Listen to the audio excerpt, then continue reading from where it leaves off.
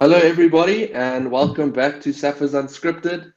We have another URC prediction video coming for you today. And happy Easter to all of you that are watching. Have a safe weekend. Enjoy the Hello. weekend. Travel safe. And yeah, please don't forget to hit the like button, subscribe button. We really appreciate the support. Everything's going fantastically so far with this channel, and it's all because of you guys. So thank you so much. We're But already at please, 540 subs. Ridiculous. not bad, not bad. But yeah, say hello, panel. Introduce or say hello, not introduce yourself. Sorry. Hello, panel. Yeah, good day, world. Okay. All right. So, as we all know, this is a big week for the URC, or big weekend. And it literally starts off with my side. They play on a Friday night against Leinster. So, the Bulls versus Leinster, obviously being played there by Leinster in Ireland, in Dublin. It is going to be a game that I'm a bit worried about, but I'll share my thoughts last. Let you guys go take it away. Let me hear what you have to say about my side. Brett, should I take us away? Go for I'll take it. us away. Because everyone knows I have a passionate hate for the Bulls. But I respect them so much at the moment. Like, they are doing crazy well. Even though they just beat Dragons, not their best performance, but the way that they performed for me in that second half, after the shaky first half, they've been absolutely brilliant. They beat the Stormers as well. This is a different Bulls side. And I think I don't think Leinster respected the Bulls enough to put out their strongest team to actually start this game. And I'm going for the Bulls to get not even an upset victory, because it might be Leinster's a bit of a bogey team. I know they have the strong boys on the bench. I don't care. The Bulls are taking this game by 6 points. I know people will say, yeah, the big guys are still on the bench. I don't think Leinster cares enough about this game. I've got the Bulls to really do a job on them. I'm a bit. I'm not happy that this is the first game of this weekend, because it's gonna be one of those games where my shoulders are sore because I'm tense the whole game, because it's gonna be such a good game. But I do agree that the Bulls are a bit of a bogey side for Leinster. But I also saw an interesting stat the other day, and I said that the Bulls don't travel well. But of all the South African sides, the Bulls travel the best. They got the highest win rate of all the South African sides abroad. So I do, however, think that it's going to be a Bulls victory. I do think so as well. I'm going to go out on a limb and say that this could be the year that the Bulls actually win the URC. They are looking good. They've picked up on their defense. Just don't even shake your head at me. I'll say whatever I want. I didn't even say anything. You did this.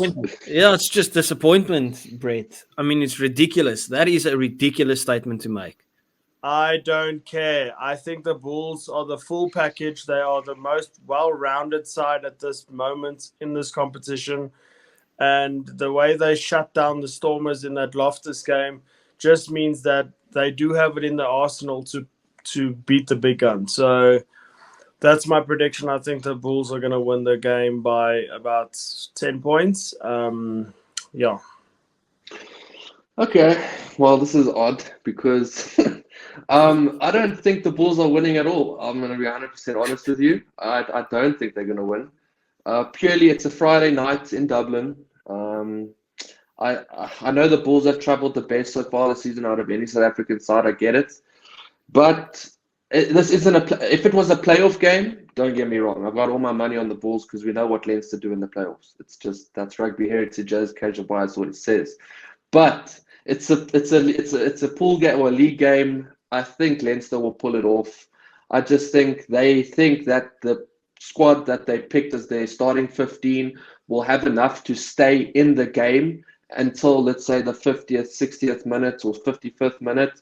And then the subs coming off the bench, which is obviously majority of the Irish stars, even though they have some in the starting 15, they will take it. And obviously our bench isn't as experienced as the bench of Leinster. So that's where I think it will come, the game will come to.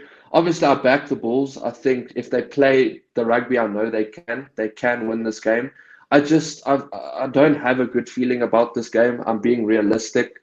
It's a tough place to travel, even though we've won there in a semi-final before. It's a different situation. There's not much at stake here other than first place, which obviously matters, but obviously Leinster still have a bunch of other games to play. So I'm going to say Leinster's going to win this one by 3 or 4 points, and that's all she wrote. Unfortunately, I know, that's I all know I can you, really you're say. saying Leinster have these strong guys coming from the bench, right? And I don't have a problem with you saying that, but the big difference for me is the chemistry between the two teams. I think the Bulls guys have played so much together; they know each other so well. Even though the Leinster guys play with each other, I know I know what I'm talking about, Brett. Don't act surprised. I always butcher you in predictions. Even though they play together in the Irish team, it's a different system with the Leinster team. They're playing But under here's Jock my other Nienaber thing. now. It's a But bit different, that's right? but that's what I'm trying to say. Jacques Nienaber will. He's not an idiot. He knows what he's doing. I know he probably has a plan to shut the Bulls down. And if I'm looking pound for pound right now, Jake White, Jacques Nienaber, I think I know which guy I would personally go with right now. John So Dobson. sure. I just think Jacques Nienaber will have a plan to stop the likes of Willie Leroux, Kanan Moody, Kirkley Arendse, because obviously he's coached them for many years. I'm not saying that these guys aren't good players. I just think when you've worked with someone for so many years, you kind of figure them out as a player. And as a coach, no one knows players better than their coaches. So, yeah, like I said, I back them, but it's just one of those games where I don't have the most confident feeling going into it. Is this the Yeah. first game, Brett, that Nienaber has the likes of the Irish guys in his squad? I don't think he's been training with them for too Yeah, long. it's also the first time that he's playing against the South African side. So Yeah, it's so I can't see how it all just flows because Nienaber and Andy Farrell are two totally different coaches. Their game plans are totally different. So I don't see Leinster flowing as nicely as they would like to. And to be fair, the guys that are playing for Leinster this weekend in the starting lineup, they haven't really been that convincing this far in terms of the way that they beat the teams that they played. yeah, and I'm actually looking forward to that game because I want Sheehan to play against a proper forward pack and just to expose him and show the world that he's not as good as everyone thinks, because I'm getting sick and tired of people saying that he's better than Malcolm Marx. Yeah, that's actually something we forgot to mention. I think the scrum battle and the forwards going against each other is going to be so interesting, right? Because we talk about the likes of Akker van der Merwe and the props of the Bulls and stuff, potentially playing for the Springboks one day. And now they're going up against the people that literally say the Irish pack might be the best in the world. Because if you talk about World 15s, people are talking about Dan Sheehan, they're talking about Tide Furlong and stuff. So that is a very, very interesting battle coming up for our boys, really testing the waters to see can they go to that international level. So good point that you brought up there. Yeah, I think the thing is, you could say it's protecting them as well, because like you said, they are coming up against a bit of a more physical, dominant pack in the Bulls. So they're coming off the bench, so they'll be coming on when our subs come on as well. And if I look at the quality, they have a bit more quality up front when they will come on. So that could be a benefit for them. It could be protecting them from what could be Bulls dominating a scrum set piece type thing in the first half, which I'm sure they will do, because the pack that is starting for Leinster, I don't think they match up one for one quite well with that starting pack of the Bulls. But like I said, it all comes down to the bench, and that's where I'm just basing with my prediction. I think if it was they were starting their majority of the Irish guys, I think we probably would have taken it. But like you say, you never know. Revan, But let's move on. Just the final thing before you move on, and I want to get your perspective on it. Like the Bulls will come out full guns blazing for this game because obviously they're playing in the Champions Cup next weekend. So it's not like they're going to be unmotivated, right? You still think they're going out giving it their all, right? Absolutely. I mean, first place is up for grabs in the URC, and we know if you end first on the log and you win all your playoff games, you're going to have a home final, and that's what the Bulls will aim for because they know Loftus is a fortress at the moment, and that's what they'll look to play for. But and luckily for the Bulls, we don't have the most competitive. I'm not being disrespectful to Lyon, but we have Lyon in the round of 16 in the Champions Cup, where I feel like we can rest a few key players. It's not the end of the world if we don't play a full strength squad there. So I think they will definitely take this game so seriously and want to win it. So I'm not saying we're going to lose on purpose or anything like that, or not going to give it our all. I think they will give it absolutely everything they have. But Brett's gone. Anyways, I'm sure you'll join back now. But I'm going to do the South African games first as you were saying, Brett. I know you were trying to say something. I don't know what just happened. Just internet issues. Marco van Staan came in there. Eskom went down. Who's on the bench for Loosehead for the Bulls this weekend? Give me 1 sec. I have the squads right here. So the front row replacements for the Bulls are Johan Grobbelaar, Matanzima, and Mornay Smith. Those are the 3 front row forwards coming off the bench for the Bulls. Okay, then I'm leaning towards more in agreement with you on the bench because I thought that your front row would be able to match Tag Furlong, but maybe not. Yeah, but I'm still yeah, no, it's fair. It is fair. But like I said, I'm going to do South African games first, obviously, because we are Saffers unscripted. So I'm going to skip a few games and go straight to the Sharks versus Edinburgh in Durban. And literally, I just saw this hilarious post on another social media platform where it was like, Edinburgh fans will wake up to the most devastating team announcement they've ever seen. And literally, it goes 1 Oxenchair, 2 Bonga Manambi, 3 Vincent Koch, 4 Eben Etzebeth, and that's the first 4 players they see. And yeah, I think the Sharks are going to start building momentum. I do think that they've got this in the bag. I think that scrum is going to be lethal against Edinburgh. I think they are in for a long day in the scrum. So I'm actually keen to see the Sharks pick up some momentum. So I can see the Sharks winning this one comfortably, just like the Stormers did as well. Yeah, listen, when we played the Sharks, right, the one factor that really kept the Sharks in the game was at scrum time and their physicality in from my point of view, right? And we obliterated Edinburgh when it came to scrum time and purely just physicality all over the game. Now imagine what the Sharks would do to these guys. They're going to fold them in half. It's going to be a Traumazini. It's going to be... I think it's going to be scary for Edinburgh. They will have a lot of injuries after this game. They're going to be battered and bruised.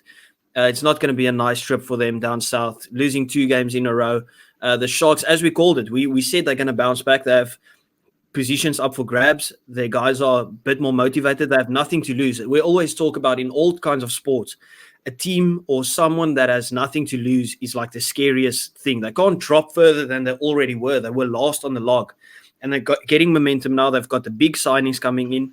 The guys are motivated. They're playing at the home ground. I've got the Sharks not to necessarily put up the most beautiful performance, but I think they'll spank them. They'll bend them over the bed, spank them.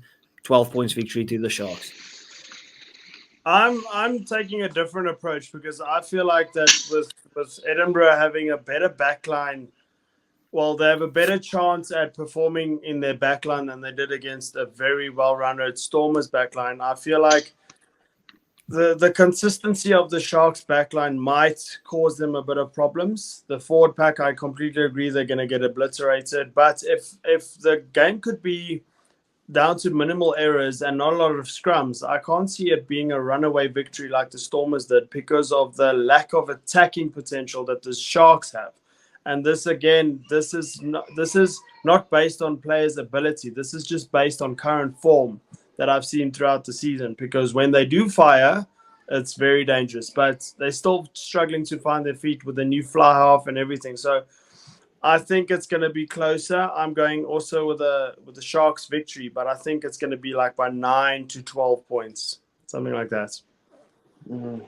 Yeah, I completely agree. I think if you look at backlines, it is a different story. I think the Sharks are just lacking, I think, just cohesiveness and kind of, they're not gelling together. So I do see the Sharks maybe struggling in the backline department, even though they have good attacking players. I just haven't seen them gel yet.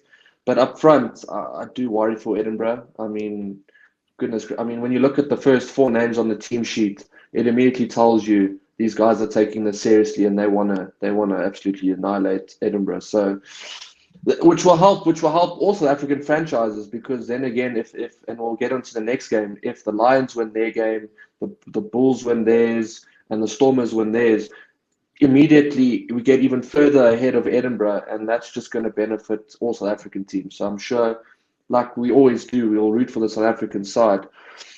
Anyone else want to add last thoughts on that game, or do you want me to move on to the... As Brett said, the Stormers have a very fluent backline. Obviously, we would have created space and really got at Edinburgh's defence. I think Edinburgh's defence on the line, their goal line defence was decent, but then like the defence didn't have any form of structure, in my opinion. I think there was enough gaps even for the Sharks to exploit it. And the one thing that the Sharks have is pace, especially in the back three. I still think Edinburgh, they're getting battered at the front, especially, but I still think there's enough that gaps for the Sharks to really do damage with the back line. If they get a good balance between crashing that ball forward with the forwards and then going back line, creating space for those guys on the outside, they could really cause damage. I'm going with Sharks to win this game by a minimum of 12 points. Like, I think it could be more if they get it all together. That's the trouble that they've had the whole time. Yeah, but straight after that game, we go to Wales, where the Ospreys played the Lions. Now, last week, I was one of them that thought the Lions would not get the job done against Connacht. I was one of them, I admitted it. And they proved me wrong. They proved Casual wrong as well, as we were the two that predicted Connacht to win, which wasn't a terrible shout, but of course the guru in the middle over there who's smoking got it right. But yeah, this time I do think the Lions are going to win, and they're going to win comfortable again, because from what I saw there last week was just a Lions side that I'm super proud of and very impressed with, because a Lions team that everyone was saying should maybe swap with the Cheetahs to come into the URC, thought maybe they should have a playoff where a South African team gets kicked out and another one comes in, whoever it may be, the Pumas, whatever. The Lions have really said, okay, that's how you want to be, we'll show you. And now they're in a playoff position, and I think after this weekend they'll be even higher on the league table. So yeah, I've got the Lions to win this one comfortably. The only thing that might affect them is the weather. As we all know, JP and Rowan Smith do run a very successful page on another social media platform, and they've been posting videos of the training there. And it looks like it's a cold, wet, snowy Wales. And that's the only thing where this game could get a little tricky. But I think the boys, I don't think Ospreys have enough to beat the Lions. So I'm going to say the Lions will win this one by about 10. And if it's a bit of a dry game, probably even way more than that. So yeah, that's my prediction. Okay, Brett, yeah, you go first. So I'm going a bit different, because the Lions, I've said this before, they're my favorite hot and cold team. Lack of consistency normally bites them in the ass, and because of that weather, I'm not saying they're going to lose. I'm just saying that it's going to be a way closer game than they would like to have. Obviously, they're from Johannesburg, who's been through pretty much a whole month of heat wave, every day above 36 degrees Celsius. And now they're in one of the coldest and most gloomy conditions that there is. Yes, they're professionals and they need to adapt, and they're training in that weather. But as a human person being, it's not that easy to just adapt like it's a video game. So I'm going to say that it's going to be a Lions victory, but by 2 or 3 points. I literally fully agree with Brett on this one, like word for word. It's also like you never really see the Ospreys get smashed at home. I think they are one of those teams that are a bit more tough to beat at home. I'm going with the Lions victory as well. I think they'll take some of the momentum from last weekend. It won't be the most beautiful game of rugby. I can see it being like penalties win this game. Not a lot of tries in it. I'm going with the Lions to take this game by literally 2 points because I don't think Munster battered the Ospreys. I think Munster played at home as well, and now the Ospreys at home, just because of the weather as well. If this game was played in Johannesburg, totally different ball game. Because then it fits the Lions, right? It doesn't really fit their system this weather, but I think momentum carries them over the line. So I'm going Lions by 2 points, but no runaway victories. Yeah, and then just a quick question. Obviously, we know Asanati. I will butcher his surname, so apologies. But the prop for the Lions, Asanati, literally same age as me. He went to, I think he's the same matric year as me as well. He got obviously a 3-week ban. Do you think this impacts the Lions quite a bit? Because he has been better this season than what I've seen from him in the past. He's been one of the key players. Do you think this will impact the Lions for that 3-week ban? Yeah, for the 3-week ban, yes, but for this game, I don't think so. The second that the red card happened, they flew Ruan Smith in because JP Smith was already on tour. They flew Ruan Smith in. They remember in the beginning of the season, I kept complaining that they had too many squad rotations and it's the lack of continuity. And now I'm changing my tune that actually turns out to be in their favor because now they not size wise, but they're swapping out like for like. Because Deadly Ruan Smith is also he's as good. Just obviously not the weight side of it, but I don't think it's going to be any issues in this specific game. Yeah, fully agree. I think maybe like in the 3-week period, yeah, could play a role, but I don't think it's a massive loss for them. It's not like he carries the team like the likes of an Nhamba or Henku van Wyk. Because if you lose those two guys, it feels like a massive loss for the Lions. I don't think they rely on him that much. I think where I maybe disagree a bit is that it could have affected this game because it might be a tight game. But then other than that, I don't think it's too big of a loss seeing that they don't rely physically on him the whole time. So, yeah, I wouldn't put too much thought in it. Okay. But a 3-week ban is blasphemous. I agree. But we're not going to get into another debate about this because we've done it 1,000 times. It is ridiculous. Let's just leave it at that. But we'll move on to your guys' team. I'm looking forward to this one. Saturday, 7:15 South African time. Stormers versus Ulster. Malherbe versus Kitshoff. Oh, this is going to be tasty. Yeah, I'm looking forward to this one, genuinely, as a Bulls fan even. I always look forward to watching the Stormers because they play good rugby.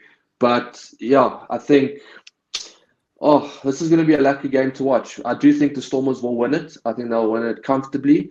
I think Ulster will compete for the first half, maybe 50 minutes, but then I just see the Stormers showing their class and going to take it a bit more comfortably. I'll let the Stormers fans do this ranting or explaining because they know their team better than I do. So go for it, boys. Stormers, easy, light work. This will be the same as the Edinburgh game. This Ulster team does not fill me with confidence at all. Like, I think this Ulster team might be worse than Edinburgh. No, not really. But like to the same level almost. Like they're in the same WhatsApp group, right? The one's just the admin of the WhatsApp group. But yeah, I can't see Ulster getting close. I think Kitshoff will still be up for it, but for this 1 week alone, I think he's treacherous. I think he's an absolute traitor. If you love your team, you would never play against them. So yeah, I think he was never a Stormers fan. But yeah, all jokes aside, I don't see Ulster coming close. Maybe staying in the game for the first 10, 15 minutes. And then the Stormers with the backline flowing, with our forwards on it. I'm going Stormers by 23 points. We're on good momentum. Wow. Yeah. Yes. The reason why I kind of sort of almost agree with that scoreline is because, like I said in the previous segment, that the Stormers backline is just on a level of its own. If it's a dry Cape Town, I can't see this Edinburgh side even. And Also, going back to the scrums, I don't think it's going to have such a big impact because I read obviously on social media in the 12 years that they played together, they scrummed against each other almost at every single practice. So they know each other's ins and outs. It's going to be this, and that's it. Mm. Not going to be any like annihilating each other. I can't see anything like that happening. I think squad hasn't come out yet, right? Who's? No. The Stormer squad. Yes, it has. Frans Malherbe started. Yes. Okay, good. Yeah. Anyway. Do you think that they will kind of maybe want to be like, listen, can I squeeze one scrum penalty in there, get the better of each other? Do you think there's that thought process going through their minds saying, if I can get one over him, that will be great? Do you think, obviously that's competitive banter, but do you think they will be keen to try and get one over another? I think obviously. I think that's without a doubt. But I just don't see it working out in their favor because I think because they've scrummed against each other so many times, like at practice, I don't know. I can't see it. Like, I don't even think it's going to be a talking point at any stage. Maybe the very first scrum. Oh, Frans Malherbe, first time scrumming in a match against each other. But I can't see it happening. But I can't see that we want to scrum for too long. I think as soon as we scrum, we want to take that ball out and give it to the back line. Just because we have a shortage of props, you don't want to risk an injury. I mean, we literally put out a message to say, listen, props in need. It felt like a job vacancy to anyone. So I can't see that we really try and squeeze them on the scrums or anything. If there has to be a physical battle, it is them defending 5 meters out from their own try line in the mall. That's the only type of physicality that I see going down with the props. Brett, continue. Sorry, I just had to mention that. No, so also what was a concern for me was when Ulster played against Stormers in the 2022 semi-final. Was it semi-final? Yes, it was semi-final. They had the likes of a Dwayne Vermeulen, a control, like a level-headed person at the back of the scrum, stuff like that. So they don't have that now. So I think it's going to be a runaway victory to the Stormers. But it quite saddens me. But yeah, that's my take. Okay, so obviously we've chatted a bit in depth now with all the Safford teams. What I'm going to do is now I'm just going to read the game. You give me a quick explanation and the scoreline as to why you say it's going to be that way. Okay, so we'll start off at the top. The first game of the weekend, or at the same time, there will be another one, but the first game of the weekend, Leinster versus Bulls. Casual, Brett, then me. Let's do it that way. Okay, Bulls by 6. Bulls by 4. Okay, let's have Leinster by 4. It's so odd, this. It is odd, I'll admit it. I don't like saying it, but it's just the way I'll always go with my head instead of my heart. It's what I do. So next up, Dragons versus Zebra. Dragons being at home. I mean, the Dragons could take some confidence from their performance against the Bulls in that first half, but I can't think of a single person that actually is looking forward to this game. I'm going to do this purely on the fact that I like Zebra more. I'm going Zebra by 8 points. Draw. Wow. Me liking switching up, also a draw. Yeah, I'm going to say Dragons will win that one by 8 points. Next up, we have Benetton versus Connacht. Benetton being at home. Benetton by 9 points. I'm not sure. I haven't seen the lineups, but they might have some of the Italian guys back, and I think that centre pairing could do damage. Connacht's defense looked vulnerable, to say the least, against the Lions, and the Lions did it with 14 men. So I'm going Benetton to do it. And also, remember, Benetton's home record is very good. Yeah, I'm not even going to look into a home record. I'm going Connacht to win the game by 2 because the last 5 games, Benetton have really fallen off the bus for me, and they're actually disappointing me because I backed them the whole season. Yeah, emotionally fueled decision making, Brett. I'm gonna go Benetton to win this one by 3. I just think that more Italian players will be thrown into the mix. and that will help them get over the line. That's my only reasoning for that. Next up, we have Sharks versus Edinburgh. Obviously, we know the Sharks are at home. Casual. What did I say? I said Sharks by 12, right? Yeah, Sharks by 12. Minimum 12. Yeah, minimum. Yeah, I said Sharks by between 9 and 12, so I'll say 11. Okay, I'm going to go Sharks to win it by 15. That's going to be my prediction, 15. No more, no less. Next up, Ospreys versus Lions. Ospreys at home. Lions by 2. Close game. Lions by 2. Yeah, I'll say Lions by 3. Okay. I have Lions by. I'm going to go 9. I'm going to say 9. Just purely because of the weather. If for some reason it is because it will be at 3 o'clock there in Wales, which is that's a bit early. It might not be as dark and gloomy. It might, if the weather's fine, I think Ospreys are in big trouble. That's all I'll say. It's the UK. It'll always be dark and gloomy. Yeah, but it's getting to the summer soon. It's on its way there, so you never know. Stormers versus Ulster. Stormers at home. We all know. You both say run away, but by how much? By 23. Minimum. 13. 13. Stormers Okay. by 13. I'm going to say Stormers by 18. But probably could be more if the back line is firing. You know why I get to 23 as well? I don't see where Ulster gets points. Like, we conceded a couple of soft tries, but I don't think we do it 2 weekends in a row conceding soft tries. Edinburgh could have literally had 0 points in their game.